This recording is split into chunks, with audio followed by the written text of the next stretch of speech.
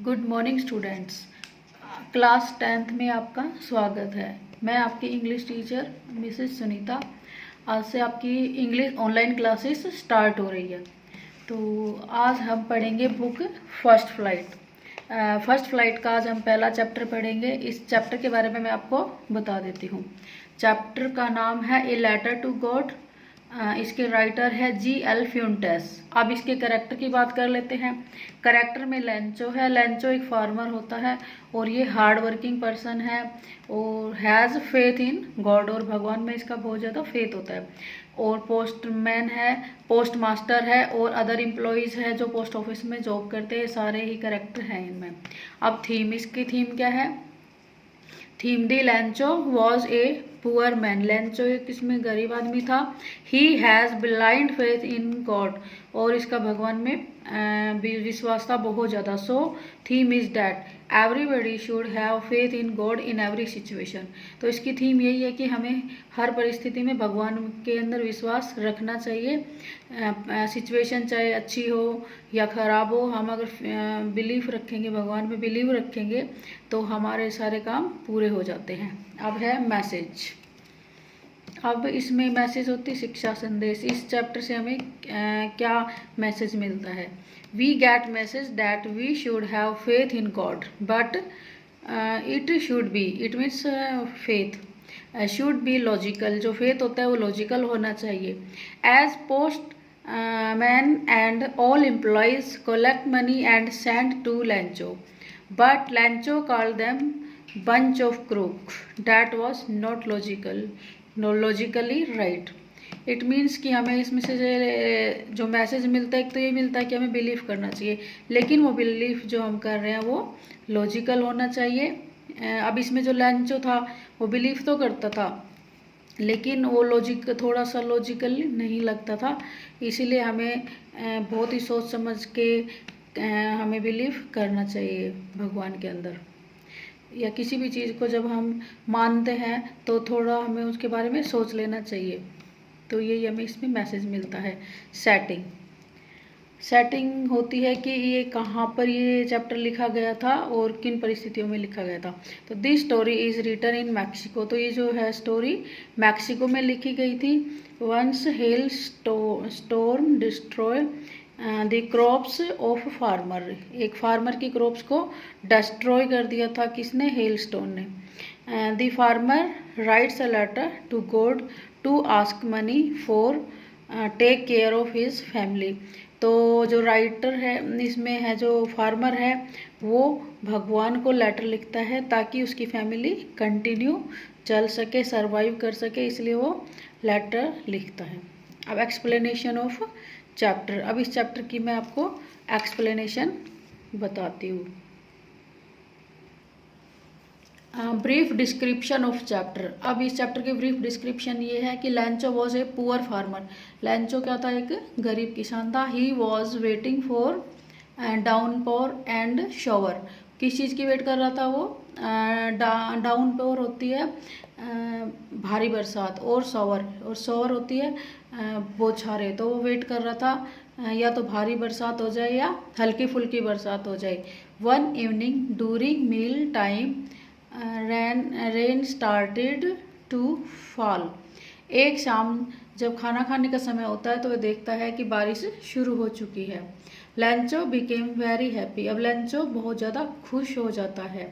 ही called raindrops as new coin. अब बारिश शुरू हो जाती है तो वो उन रेन ड्रॉप्स को न्यू कॉइन कहकर बुलाता है। इसमें ये है फर्स्ट फेज। इस स्टोरी में 2-3 फेज आ रहे हैं, तो मैं आपको फेज वाइज बताती हूँ। तो ये फर्स्ट फेज में है, तो न्यू कॉइन को क्या बोलता है? वो रेन ड्रॉप को न्यू कॉइन बोलता है। आप देखो, रेन ड्रॉप्स को, जो बड़ी बड़ी रेन ड्रॉप हो रही थी उनको बोलता है big raindrops are called to 10 cent, उनको 10 सेंट बोलता है। और small raindrops are called 5 cent, और जो छोटी छोटी थी उनको 5 सेंट बोलते हैं। ये कॉइन होते हैं 10 सेंट के, 5 सेंट के। तो इस तरह से बड़ी को उन्होंने 10 सेंट का कॉइन बोला और छोटी को 5 सेंट का कॉइन बोला। But after some time suddenly strong wind started to blow. लेकिन क्या होता है, जल्दी ही तेज़ बारिश शुरू हो जाती है, तेज़ हवा चलनी शुरू हो जाती है। और उसके तेज़ हवा जब चलती है तो rain started to fall with hailstones. और बारिश के साथ हेल स्टोन्स आने शुरू हो जाते हैं।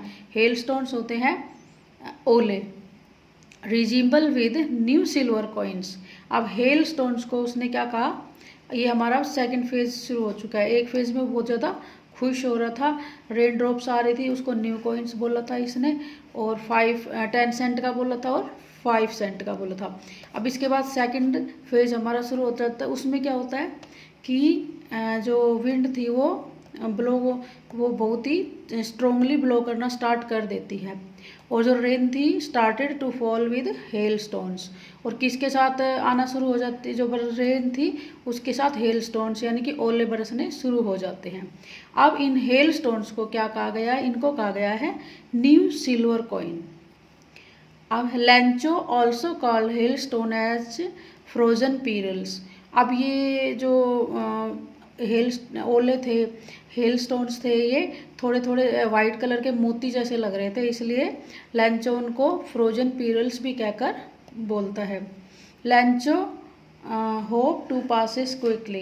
लेंचो को तो होप थी कि ये जल्दी ही जो ओले हेल स्टोन्स आ रहे हैं, ऐसी रेन आ रही है तो ये सब जल्दी ही ख़त्म हो जाएगी। But it does not happen and for an hour hello fall. लेकिन ऐसा नहीं हुआ। जो बारिश आ रही थी वो तेज़ आना शुरू हो गई, और जो हेल स्टोन्स थे वो लगातार कंटिन्यू 1 आवर के लिए बरसते रहे आसमान से। Now crops totally destroy. जब 1 घंटे तक लगातार ओले पड़ेंगे तो जो क्रॉप्स थी वो तो सॉफ्ट थी, तो क्या होता, वो डिस्ट्रॉय हो गई। सारी जो खड़ी थी सारी गिर गई, सारी बुरी तरह से प्रभावित हो गई। अब क्या था, अब उसकी जो क्रॉप्स थी वो टोटली डिस्ट्रॉय हो चुकी थी। All night the Lencho thought about one hope of God for help. All through night Lencho thought about one hope. अब लेंचो पूरी रात एक ही होप थी जिसके बारे में सोचता रहा, और वो होप क्या थी, God for help to survive his family. अब उस एक ही होप थी गॉड की, और वो सोच रहा था कि मैं, अगर मुझे भगवान मदद करे मेरी, तो मैं अपने परिवार को सर्वाइव करवा सकता हूँ, जिंदा रख सकता हूँ। Next day he went to post office.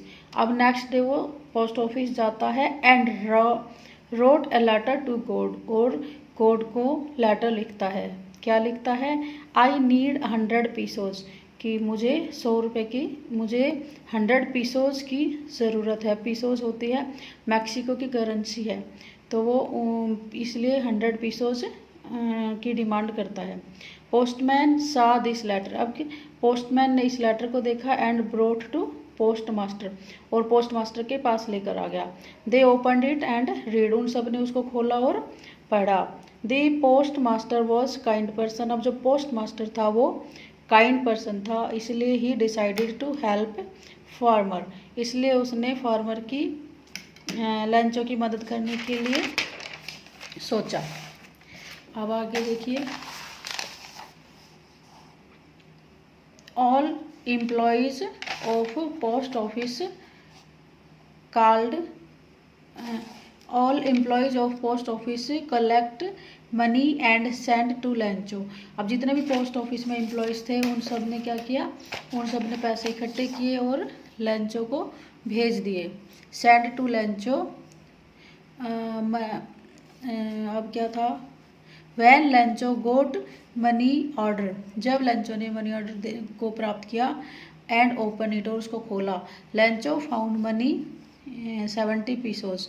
तो उसको कितने पैसे मिले, 70 पैसे मिले थे। Now he got angry. अब उसको बहुत तेज गुस्सा आ गया। He writes another letter. अब वो दूसरा पत्र लिखता है। He wrote that. अब उसने क्या लिखा, उसने लिखा God please send money me directly, कि मुझे पैसे डायरेक्टली देना। अभी क्यों डायरेक्टली देना, इसलिए देना because this time I have Gotan 30 pesos less, यानी कि इस बार मुझे 30 पीसोस 70 मिले हैं, उसने कितने 100 मांगे थे तो 30 पीसोस कम थे, तो इसीलिए वो यही लिखता है कि मेरे को 30 पीसोस कम मिले हैं, तो मुझे अगली बार बचे हुए 30 पीसोस भेज देना। Lencho also write the post office employees, और वो ये भी लिखता है क्या लिखता है, office write that the post office employees are not honest, कि जो पोस्ट ऑफिस में वर्कर है वो ईमानदार नहीं है। They all are bunch of crooks, उनको बंच ऑफ क्रूक्स बोलता है। बंच ऑफ क्रूक्स होते हैं ठगों की टोली। So please send money directly, इसीलिए मुझे डायरेक्ट पैसे भेजना, नॉट थ्रू मेल, और मुझे पोस्ट ऑफिस के थ्रू मत भेजना। और इस तरह से वो वहाँ से आ जाता है, और ये हमारा चैप्टर है।